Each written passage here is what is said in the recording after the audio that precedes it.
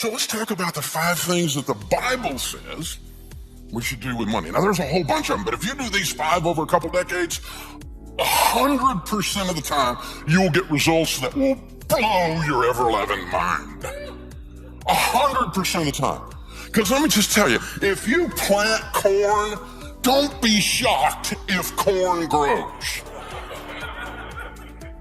As ye sow, so shall you reap. If you plant nothing and wait on the government, don't be surprised if you have mud. This is how it works. You are in charge of planting. This is how we do it. The first thing is, you get on a written plan. We call it a budget in the financial world. Don't build a tower without first counting the cost. Lest you get halfway up and you're unable to finish, and all who see you begin to mock you and say, this man began to build and was unable to finish. Don't build a tower without first counting the cost. My friend Zig Ziglar used to say, if you aim at nothing, you will hit it every time. My friend John Maxwell says, a budget is people telling their money what to do instead of wondering where it went. Winning is an intentional act. When the Super Bowl is over and the little reporter runs over and says, how did you win? The guy never goes, I don't know. I just got off the bus and this thing happened. Getting to the Super Bowl is an intentional act over decades of developing your skill. No one accidentally grows a bumper crop unless it's weeds. No one. So plant something, control the process, control the controllables, write it down. This is my plan. I'm gonna take care of my own household first, and we're gonna live this plan out, and we're gonna do this thing. It changes everything. The second thing is, you need to get out of debt. Now, we knew Dave Ramsey was gonna say this. That's a fairly predictable thing coming out of my mouth. But here's the deal. The borrower really is slave to the lender. The rich rules over the poor, and the borrower is slave to the lender. I've experienced that. I lost everything because I let other people have control over my life. You know what that's called? A master. Well, Dave, I don't know if I agree with all your theories about debt. It's America. You have the right to be wrong. My old pastor used to say, a man with an experience is not at the mercy of a man with an opinion. I've led more people out of debt and into wealth than anybody breathing on the planet today. And I'm not bragging, I just showed them. And so we're gonna get out of debt. Because it's no fun trying to be married like this, right? This is crazy, you guys. We're walking through our lives where all the money comes in, all the money goes out, and only the names are changed to protect the innocent. We make tons of money and we have none, and we can't figure out why. I know why. You gave it all to a financial system that's designed to take it from you. You surrendered it. We gotta stop. So I quit borrowing money, period. For anything, for any reason. And this weird thing happened when I didn't have any payments and I made an income. I had money. It was so strange. And then when I got money and I bought an asset that created income that I paid cash for, I got to keep all that. There was no payment, except for what the government takes, but I mean, there was no payment. And it was an amazing experience. And the first few years were tough because, you know, other stuff I wanted to do and I didn't have the money. And I had to learn this magic ancient word called no. Most people don't know this word. You press your tongue towards the roof of your mouth, you release air. No. So, you know, what I did was we got the scissors out and we said, no more. I'm not going to play you guys' game anymore. You don't have any credit cards? No, not for 38 years. Well, 30 years. That's when I went bankrupt. They wouldn't give me one at first. And then later, after they would give me, I didn't want it because I had learned this stuff from the Bible. And this is my wallet. Green president's faces, 4 pieces of plastic, my debit card on my business, my debit card for my home, my driver's license, and my handgun carry permit. And a guy called me on the radio and he's like, you're gonna kill me. My truck payment. I said, how much is your truck payment? $763. You have a $700 truck payment? Yeah. I said, how much is your house payment? I live in a double wide, $550. I said, dude, if your truck payment is bigger than your house payment, you might be a redneck. The borrower is slave to the lender. You gotta sell that truck, dude. It owns you. You don't own it. It sounded good at the time. And you and I both know the reason you called me is you just wanted somebody else to say it out loud with you. Who's also done stupid, because I know what stupid looks like. Son, that's stupid. That truck's gotta go. You're saying I gotta sell my truck? I said, what'd you just say? Of course I said you sell your truck. Owns you, man. This is crazy. Get you a truck that you can own instead of it owns you. This is just crazy. The third one surprises people, and that's foster high-quality relationships. The Bible says, be not deceived. Evil company corrupts good habits.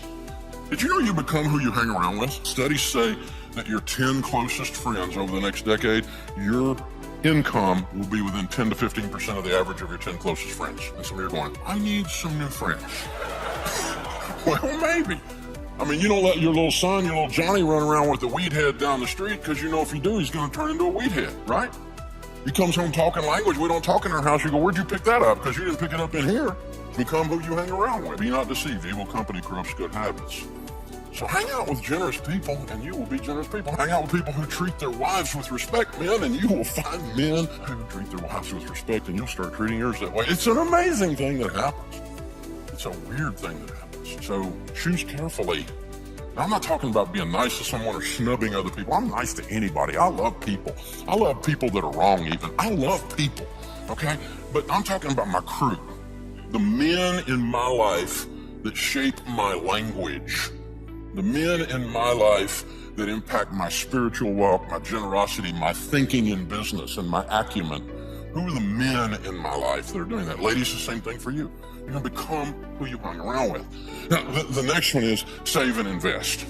See, if you don't have any payments and you got a plan, the first thing you're going to want to do is save and invest. Because in the house of the wise are stores of choice food and oil. And the rest of that proverb says, and a foolish man devours all he has. If you spend everything you make, biblically speaking, you're a fool.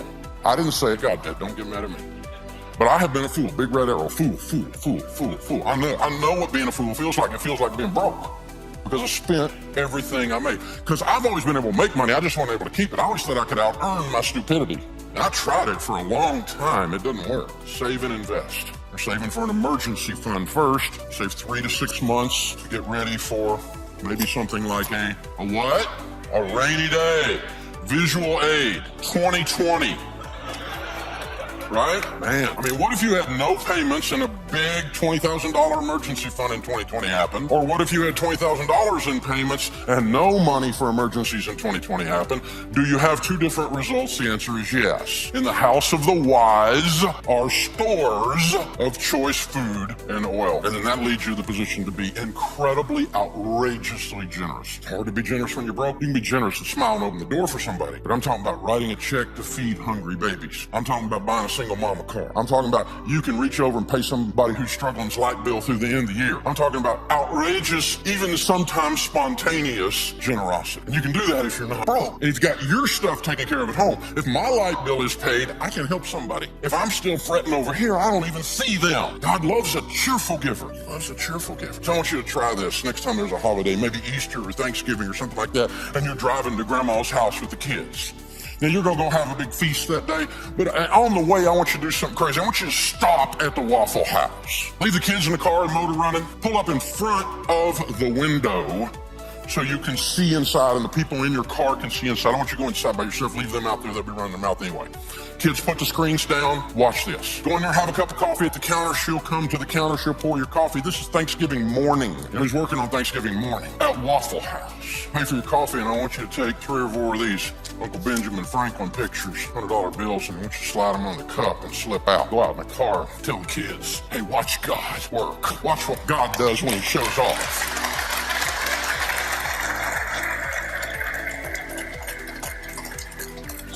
She'll come over, she'll pick that stuff up, she'll look at it. She wonders if it's a trick, because in her life it's been so long since anything good has happened. And then when she realizes it's real, and then even if she was in church that Sunday or hadn't been in church in 20 years of Sundays, 100% of the time the human spirit can smell God's spirit. She knows what's going on. And 100% of the time after she does this, and then she looks one more time, when she realizes no one's looking and she has no idea there's a family with a 6-year-old sitting in a van watching her inside, whose dad or mom just pulled this idea off. The 6-year-old's life is being permanently changed while he watches this. Then she goes into and does a Snoopy dance, because that's the whole difference in her month. Now, I want you to go spend $300 with your spouse on a really nice night out and enjoy yourself. If we being evil know how to give good gifts, how much more so our Father in heaven? I want you to learn to enjoy money, but I dare you to have more fun with $300 than that.